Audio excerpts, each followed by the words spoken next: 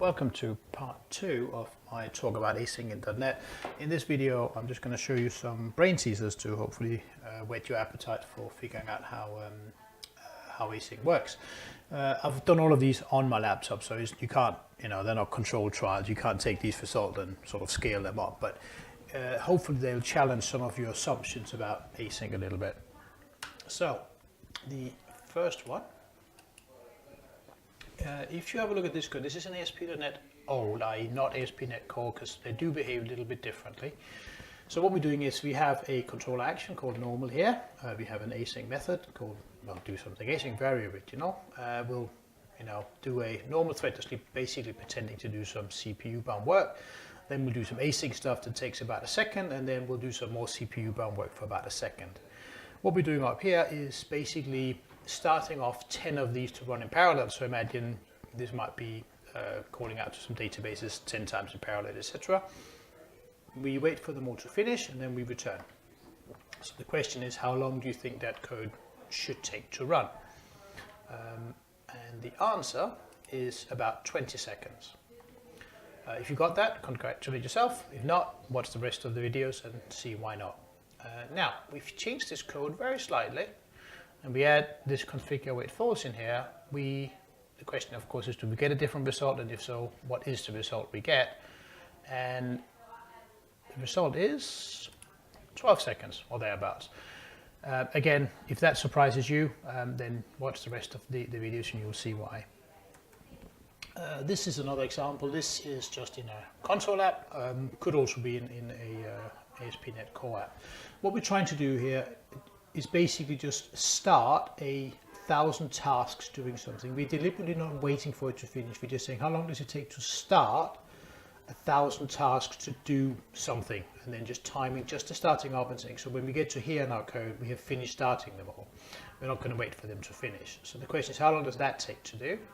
Versus if we're starting the same number of threads to start doing something. So we are, allocating the threads and then starting them all. How long is that going to take? Again, the comparison is this is essentially takes no time. It takes essentially no time to start 1,000 tasks doing something, whereas starting 1,000 threads on my laptop at least takes about 9 seconds. So this just, again, you can't scale these up. These are not controlled results, but it gives you an idea that creating threads yourself at least is a relatively expensive operation in C#, and it is one of the very good arguments for using tasks. Now, of course, you might argue you're going to use the thread pool instead, in which case none of this stacks up, obviously. But again, it's just trying to compare things to give you an idea about how these things stack up against each other. So one of the things I often thought was that I always was told that, oh, hang on, every time you create a thread, it allocates a megabyte of memory. And, so I could easily see, well, that was one of those facts I had. So if I create 1,000 threads, then of course I'm going to use lots and lots of memory, and that's really bad. So I wrote some code, and it basically, over here we are doing the same as before. We're starting 1,000 tasks, not letting them finish. That's why we're having them set there, doing nothing for quite a while. So we just create them all, and then we measure how much memory is allocated once all of the 1,000 tasks have been allocated. And we're doing the same thing over here. We start 1,000 threads, and then each one will just sleep for a minute. As soon as they've all been created, which should take 9 seconds, as we know from before, we then measure how much memory is being used. Now, I would have thought before it was, 1,000 times a megabyte, so, a gigabyte. But actually, this only allocates about 200 kilobytes of memory on top of what was already there. I don't know why we allocate this much memory in tasks. It's not really the point. The point was more about the threads, and they actually don't cost you that much memory. Now, they do allocate a megabyte of your commit space, so which in order to have the stack, so you will run out of your commit space, but it's not the same as the physical memory, but it does mean there's a limit to how many threads you can start. Hopefully that all makes sense, but that's a memory discussion which I won't go into too much yet. And finally, this is one of the really funny ones. So this code here, relatively straightforward. We have a class. We have a task that does something here. It will basically runs in a loop and just does some async stuff. Configure wait here only relevant if you are on ASP.NET old or in an UI app, but we have it there just so you can see it.